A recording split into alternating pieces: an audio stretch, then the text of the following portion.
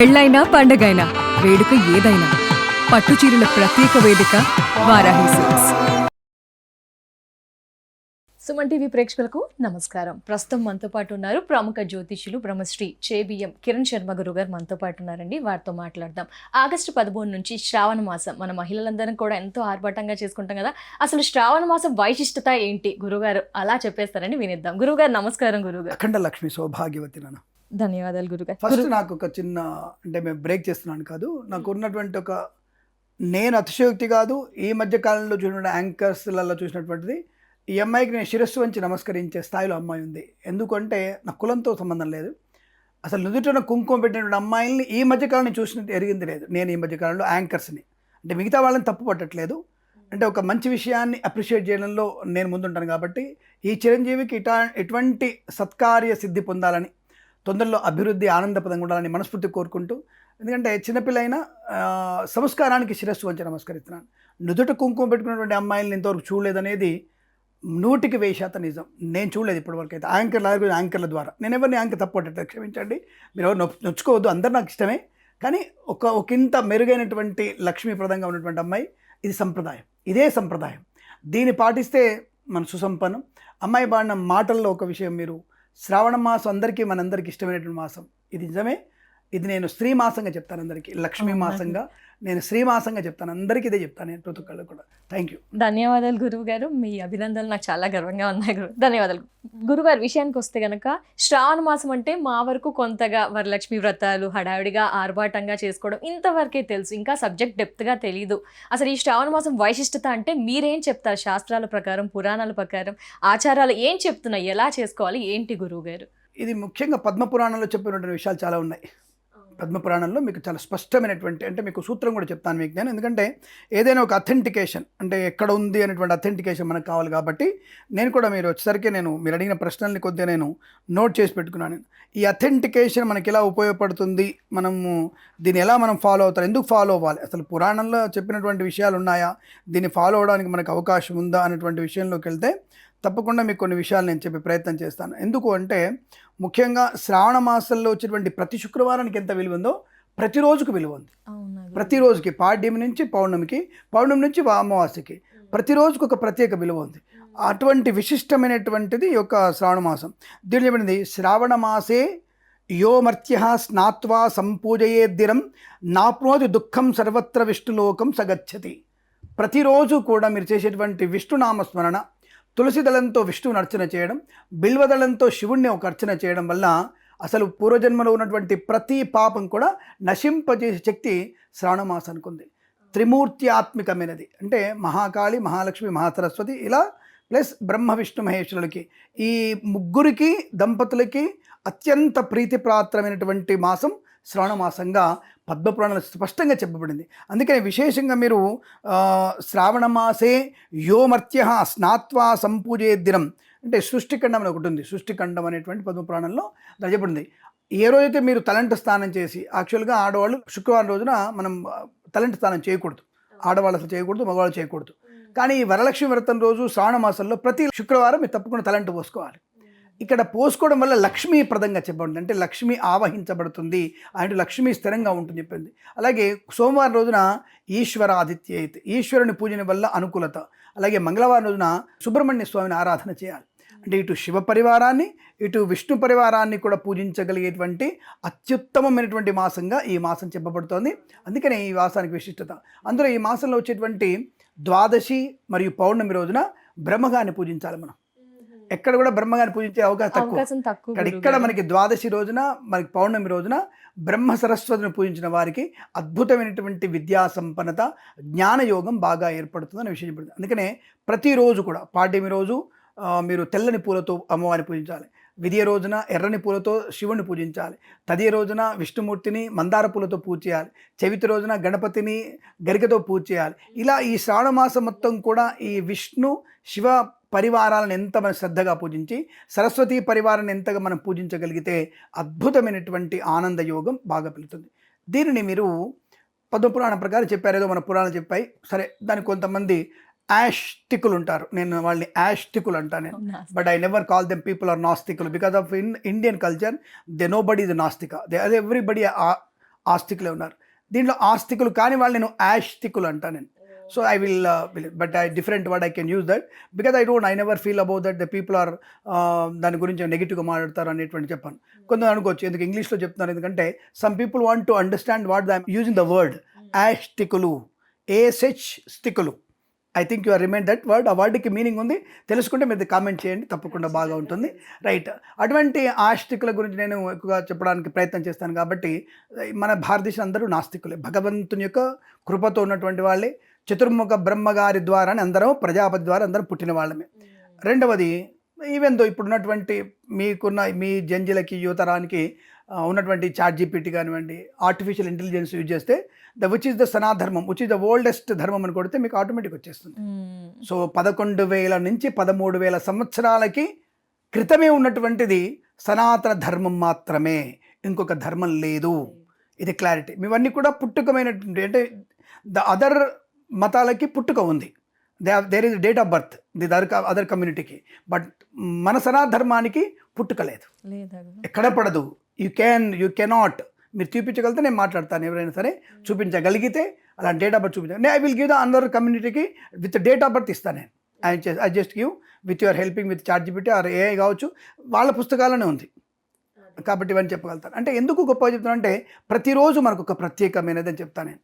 ఇక్కడ సైకలాజికల్, సరే మన ధర్మాన్ని పక్కన పెట్టేసి మనం శాస్త్ర ప్రకారంగా సైంటిఫిక్గా ఎందుకు శ్రావణ మాసాలు ఈ పూజలు వచ్చాయి, ఎందుకు పూజలు చేసుకోవాలి, చాలామందికి డౌట్. మన సైన్స్ ప్రకారంగా మనం తెలుసుకున్నట్టయితే ఈ వర్ష ప్రభావ పరిస్థితులు మనకి, అంటే ఎండాకాలంలోంచి వర్షకాలంలో వచ్చాం. ఈ వర్షకాలంలో ప్రారంభంలో అంటే ఒక మంత్ అయిపోయి రెండో మంత్లో ఉన్నాం మనం, అంటే ఆషాఢ మాసం. మీకు తెలుసో తెలియదో ఇది గ్రీష్మ ఋతువు, ఇంకా ఆషాఢ మాసం కూడా గ్రీష్మ ఋతువులో ఉంటుంది. ఈ వర్ష ఋతువు ఎప్పుడు వస్తుంది, శ్రావణ మాస ప్రారంభమే వర్ష ఋతువు స్టార్ట్, అంటే వర్షాకాలం. అంటే ఈ చెత్త చెదారం అంతా కూడా కొట్టుకుపోయి ఇప్పుడు ప్యూరిఫై వాటర్ వచ్చేస్తుంది, అంటే నీళ్ళల్లో ప్యూరిటీ వాటర్ వచ్చేస్తుంది, అంటే మినరల్స్ ప్యూరిటీ కూడా మినరల్స్, అంటే డైరెక్ట్గా నదిలో వెళ్ళి గ్లాసులో నీళ్ళు పట్టుకొని తాగేయచ్చు, అలా ఉంటుంది. కానీ జూన్ జూలైలో వచ్చే నీళ్లు మురుగుతో చెత్తతో చెదారంతో వచ్చేటువంటి అది ఉంటుంది. ఇటువంటి నీరు కొన్ని ప్రాంతాల్లో నిల్వ ఉండి అనారోగ్యాన్ని కలిగిస్తుంది. దీనివల్ల ఒకటి వర్షభావ పరిస్థితుల్లో మనిషికి లోపల కుచించుకుపోయి, అంటే శరీరంలో కొన్ని భాగాలు కుచించుకుపోతాయి, అంటే దగ్గరికి అవుతాయి. లైక్ జఠరాగ్ని, వినికిడి, ఇవన్నీ కూడా జోలల్లో గుయ్యి అని సౌండ్ వస్తుంటుంది. ఒక్కోసారి మనకి ఇలాంటివన్నీ జఠరాగ్ని కూడా దగ్గరికి అవుతుంది. దానివల్ల ఏమవుతుంది అంటే అరుగుదల తగ్గుతుంది, మనిషికి తప్పకుండా అరుగుదల తగ్గేటువంటి సమయం. కాబట్టి ఏం చేస్తారు, ఈ టైంలో వచ్చేసి 4 ముక్కలు బిగుదాం, 4 గొర్రెలు వేద్దాం, 4 మేకలు వేసేద్దాం, 4 కోళ్ళని నలిపేద్దాం అనుకుంటే కుదరదు. అది వేయడం వల్ల ఏమిటంటే అది అరగనివ్వదు, అంటే బాడీలో వచ్చేటువంటి కొన్ని పదార్థాలని తొందరగా జీర్ణక్రియ తీసుకోలేదు. కాబట్టి ఇక్కడి నుంచి స్టార్ట్ చేస్తారు. అంటే ఇప్పుడు దక్షిణాయనంలో ఇక్కడి నుంచి ఉపవాస నక్త ప్రక్రియ ప్రారంభం చేస్తే జఠరాగ్ని బాగుపడుతుంది. వచ్చేటువంటి అంటే ఎప్పుడు శుక్రవారాలు, ఏకాదశులు ఇది పాటిస్తూ నెక్స్ట్ మంత్లో భాద్రపద మాసంలో శ్రావణ మాసం, ఇప్పుడు భాద్రపద మాసంలో వినాయక చవితి, ఆ 15 రోజులు, ఆ 11 రోజులు ఉపవాసం ఉండడం, నక్తంగా ఉండడం, ఆ తర్వాత వచ్చి అమ్మవారి నవరాత్రులు.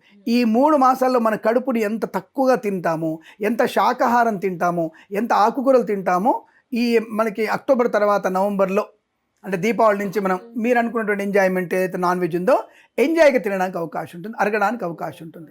ఈ 3 కాలాలు మనకి 3 మాసాలు కూడా ఆరోగ్యవంతమైన లక్షణం కోసం ఉపవాసం అయిపోయారు. మగవాళ్ళు ఉపవాసం ఉండడం వేరు, చేసేవాళ్ళు ఉపవాసం ఉండకపోతే, ఇంట్లో వండేవాళ్ళు ఉపవాసం ఉన్నాం అనుకో, అడగడుగా ఇంట్లో వాళ్ళ వరలక్ష్మితో ఉపవాసం అనగానే ఓ అమ్మని అడిగితే కొడుతుంది, లేకపోతే వదిన అడిగితే కొడుతుంది, అక్కడ అడిగితే కొడుతుంది, కాబట్టి నక్తం, సో నో నాన్ వెజ్. ఇది ఆడవాళ్ళే నక్తంగా ఉన్నప్పుడు ప్రతి ఇంట్లో నాన్ వెజ్, ప్రతి శుక్రవారం పూజలు ఉంటాయిగా, ఈ ఇంట్లో ఒక పూజ, ఆ అక్క ఇంట్లో ఇంకో వరలక్ష్మి వ్రతం, మరి తెల్లవారుగా మంగళవారం వ్రతాలు, ఇలా ప్రతిరోజు వ్రతం వచ్చేసరికి తర్వాత మధ్యలో ఏకాదశులు, మధ్యలో మహాశివరాత్రులు, తర్వాత సోమవారాలు, శ్రావణ సోమవారాలు, ఇంకా ఎప్పుడు తింటాడు వాడు? ఉన్న మంగళవారంలో పుట్ట తిరిగిపోతారు, పాలు పోతారు, అయిపోయింది. ఈ 26 రోజులు అయిపోయేసరికి ఇంక మిగిలిన 4 రోజులే కదా, ఇంకా పోన్లే. నెక్స్ట్ వచ్చేది మళ్ళీ భాద్రపద మాసం, చవితి పండుగ వచ్చే మళ్ళీ అన్ని తెంపుకు రావాలి, ఇల్లు కడుక్కోవాలి, శుభ్రం చేయాలి, వినాయకుడిని తయారు చేసుకోవాలి, మళ్ళీ 15 రోజులు అయిపోయింది. తర్వాత పితృపక్షాలు, పెద్దల బియ్యం పెట్టేది వద్దు, నాన్ వెజ్ ఉండొద్దు. అంటే ఈ రకమైనటువంటి మన ఆరోగ్య పరిరక్షణకి సైంటిఫిక్గా ఉన్నటువంటి ఒక పర్ఫెక్ట్గా ఇన్ఫర్మేషన్ అది. ఇక్కడ సైకలాజికల్ ఏంటి, మనిషి సైకలాజికల్ సైన్స్ చెప్పాం, ధర్మం చెప్పాం, వాటి సైకాలజీ అంటే మనిషికి ఎప్పుడైతే కఠినమైనటువంటి పదార్థం తింటాడో వాటికి జఠరాగ్ని అంటే మెదడులో పనిచేయదు, మెదడు సరిగ్గా చురుకుగా పనిచేసే అవకాశం ఉండదు. దానివల్ల సైకికమైనటువంటి ప్రాబ్లమ్స్ ఎక్కువ ఏర్పడతాయి. ఎప్పుడైతే శాకాహార పదార్థం వల్ల మనసు శరీరము తేలిక అవుతుంది, దానివల్ల బుద్ధి వికాసం బాగా పనిచేస్తుంది. ఎప్పుడైతే మనిషికి ఎక్కువ ప్రాణాయామం, ఇప్పుడు నాన్ వెజ్లో ఆక్సిజన్ లెవెల్ తక్కువ, వెజ్లో ఆక్సిజన్ లెవెల్స్ ఎక్కువ. ఈ ఆక్సిజన్ లెవెల్స్ ఎక్కువ యూజ్ చేసినప్పుడు మనిషికి మెదడుకు కూడా ఆక్సిజన్ బాగా వెళ్తుంది, ఆలోచన శక్తి పెరుగుతుంది. సైకలాజికల్గా ఒక మనిషి తేలికగా ప్రశాంతంగా ఉన్నప్పుడు వాడు ఏ పనైనా ఈజీగా చేయగలుగుతాడు, ఎదుటి వ్యక్తిని గౌరవించే తత్వం ఏర్పడుతుంది. కాబట్టి సైకలాజికల్గా కూడా ఇది ఆహార నియమాలు, సైంటిఫిక్గా ఆహార నియమాలు, ధర్మశాస్త్రబద్ధంగా పుణ్యాన్ని పెంచుకునే ప్రయత్నం. ఆ పుణ్యంలో మీరు తెలుసో తెలియదో ఒకరింటి వెళ్ళగానే అక్క బాగున్నావా, అన్న బాగున్నావా, వదిన బాగున్నావా, బాబాయ్ ఇలా ఉన్నాయి. ఇప్పుడున్నటువంటి చెత్త అంకుల్, డబ్బు అంకుల్, ఇస్త్రీ అంకుల్, పంతుల అంకుల్, ఈ అంకుల్ లేవు ఇప్పుడు. ఈ దరిద్రపు అంకులంతా కూడా ఈ జంజీలు పుట్టిన దరిద్రపు అలవాట్లు మనం ఆడోళ్ళు తెలుసుకొని తెలియక చేసుకొని అంకుల్ని పిలుపు అని చెప్పి పెంకులు అన్నారు తప్ప, ఇంతకుముందు హాయిగా మామయ్య, పెదనాన్న, బాబాయ్ అని పిలుచుకునేవాళ్ళు తప్ప ఇటువంటి గౌరవ సూచకమైనటువంటి సంప్రదాయబద్ధమైన పిలుపులే ఈ శ్రావణ మాసానికి కారకుడు.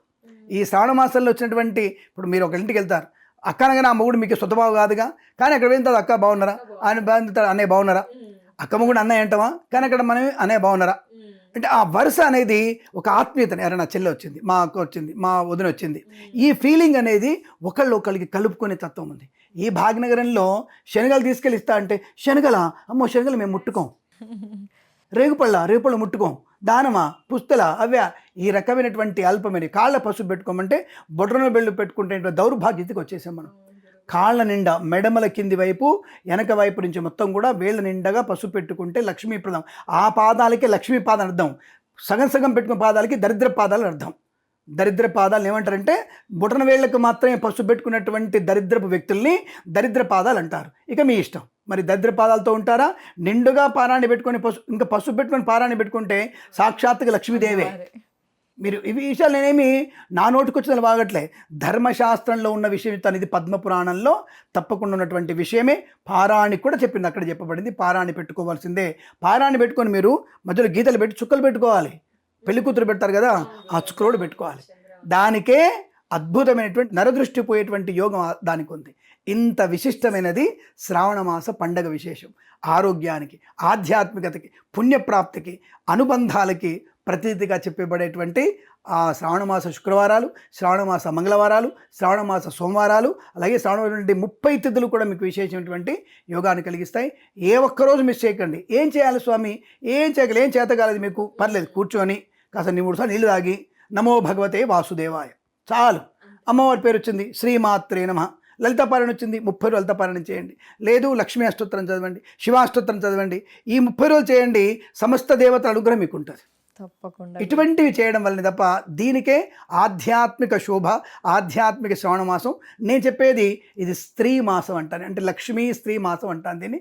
ఆడపిల్లందరూ కూడా సుసంపన్నమైనటువంటి యోగాన్ని కలిగించేది. ఇక్కడ కొంతమందికి ఒక ధర్మ సందేహం, మన దాంట్లో అడిగే ఉంటారని కూడా సందేహం. చాలామందికి వితంతువులు ఉంటారు, వాళ్ళు వరలక్ష్మి వ్రతం చేసుకోవచ్చని అంటుంటారు. వాళ్ళు వరలక్ష్మి వ్రతం చేసుకోవచ్చు, దానికి ఎటువంటి ఇబ్బంది లేదు. కానీ కుంకుమ ధరించడం, కుంకుమార్చన చేయొచ్చు, కుంకుమ ధరించకూడదు, వాళ్ళు తోరం కట్టుకోకూడదు, వాళ్ళు కొన్ని మంగళప్రదమైనటువంటి వస్తువుల్ని వాళ్ళు తలకు కానీ ఒంటికి కానీ ధరించకూడదు. మరి కుంకుమ చేసిన వాళ్ళు కుంకుమ పెట్టుకోవాలి కదా అన్నటువంటి భావంతో పొరపాటున పెట్టుకునేటువంటి ప్రయత్నం చేయకూడదు, అది మంగళప్రదం. ఇక్కడ మళ్ళీ కాంట్రవర్సీ, ఎందుకంటే నేను కాంట్రవర్సీని క్రియేట్ చేసేది నేను, దానికి సమాధానం నేను కూడా చెప్తాను. నేను కాంట్రవర్సీ ఏంటంటే, ఏమండి ఆడవాళ్ళు వితంతులు అంటారు, మగవాడు కాదా, మగవాడు పెళ్ళం చచ్చిపోతే ఏం చేస్తారు, చాలా మందికి డౌట్ వస్తుంది. నిజం చెప్పాలంటే భర్త చనిపోయినటువంటి వ్యక్తి విధవ అయితే భార్య చనిపోయిన వ్యక్తిని విధవ అంటారు. విధవ అంటే భార్య చనిపోయిన అర్థం. ఈ యొక్క అంటే వారి వేరే పేరు ఉంది, విదురుడు అనేటువంటి పేరు వేరే పేరు ఉంది. అటువంటి వ్యక్తులని యజ్ఞానికి అనర్హులు, వాళ్ళు యజ్ఞానికి అనర్హులు. ఒంటిగా వాళ్ళు పెళ్లికి వెళ్తే అనర్హులు, వాళ్ళు వెంటిగా పెళ్లికి వెళ్ళకూడదు, పెళ్లి టైంలో ఉండకూడదు. పెళ్ళి అయిన తర్వాత మధ్యలో వెళ్ళి వెనక కూర్చోవాలి వాళ్ళు. వీళ్ళకి కూడా ఉంది, ఎందుకుంది లెస్, మగవాళ్ళు కూడా గుండు చేయించుకోవాలి, పూర్తిగా గుండు చేయించుకోవాలి. అలాగే అంగవస్త్రం అంటే ఇటువంటి వస్త్రాలే ఉండాలి. జీన్స్ వేసాం, నా పిల్లలు జీన్స్ వేసాం, టీషర్ట్ వేసాం, పర్ఫ్యూమ్ కొట్టాం, మంచి దూకున్నాం, రైబాన్ గ్లాస్ పెట్టేసి పెళ్ళికి పోయి అటెండ్ అయ్యి ఫస్ట్ రోలో కూర్చుందాం అంటే ఇంకోటి నీకు లైన్ వేసి నేను పెళ్లి చేసుకోవడానికా, అంటే ఆడపిల్ల మాత్రం లైన్ వేసి పెళ్లి చేసుకోవాలా, మరి ఆడవాళ్ళకి మాత్రం విధవ అని చెప్పేసి పక్కన కూర్చోబెడదామా? కాబట్టి వీడికి బొట్టు అర్హత ఉండదు, కుంకుమ పెట్టుకోదు, భార్య చనిపోయి మగవాడు పుట్టు పెట్టుకోదు, విభూతి మాత్రమే పెట్టుకోవాలి. ఇది స్పష్టంగా శాస్త్రం చెప్పబడింది. ఆడపిల్లకి ఎన్నైతే ఉన్నాయో మగవాడికి అన్నీ ఉన్నాయి. అయితే ఆడపిల్ల ఎందుకు కనబడదంటే ఆ పూల అలంకారము, అంటే అవతల వాళ్ళని ఆకర్షించే తత్వం. ఆడపిల్లకి ఆకర్షణ వల్ల నీకు పాతివ్రత్య దోషం ఏర్పడుతుంది. కాబట్టి అవతల వాళ్ళు కామంగా చూసినప్పుడు, నీకు ఎమోషన్ అయినప్పుడు, మనం తినే పదార్థాలు అంటే కదా, కాబట్టి నీ పాతివ్రత్య దోషం ఏర్పడుతుంది. అదే ముఖ్యమైనది. ప్రాణమా పాతివ్రత్యం అంటే పాతివ్రత్యమే. మొగోడికి కూడా, మొగోడు పోయి అడ్డమే తిరగమని చెప్పలా, నువ్వు సానికుంపలో పోయి తిరగమని చెప్పాలి. వీడిని కూడా నువ్వు ఏకభక్తి వ్రతమే ఉండాలి. నీకు అదే భార్య, అదే అంతే. చనిపోయింది 12 చనిపోయింది, వదిలేసే, ఎంత అయిపోయింది, నీ పిల్లలు లేరు, వదిలే. నిస్సంగత్వం, అక్కడే సన్యాసించిపోవాలి. నువ్వు నీ భార్యని మనసులో పెట్టుకోవాలి. అదే రాముని తత్వం. ఈ శ్రావణ మాసంలో ఇటువంటి ఉపవాసాల నక్తాల క్రియలన్నీ కూడా ఇటువంటివి నేర్పిస్తాం. మనకి సాత్విక చింతనని, తాత్విక బోధనని కలిగించేవే శ్రావణ మాస వ్రతాలుగా చెప్పబడుతోంది. చాలా చాలా ధన్యవాదాలు గురువు గారు. శ్రావణ మాసం విశిష్టత చాలా చాలా వివరణ, అద్భుతమైన వివరణ అంతా కూడా మాకు మా వ్యూయర్స్కి అందించినందుకు శతకోటి ధన్యవాదాలు గురువు గారు. నమస్కారం. అఖండ లక్ష్మి సౌభాగ్యవతి భవ. శుభమస్తు, లోక కళ్యాణమస్తు.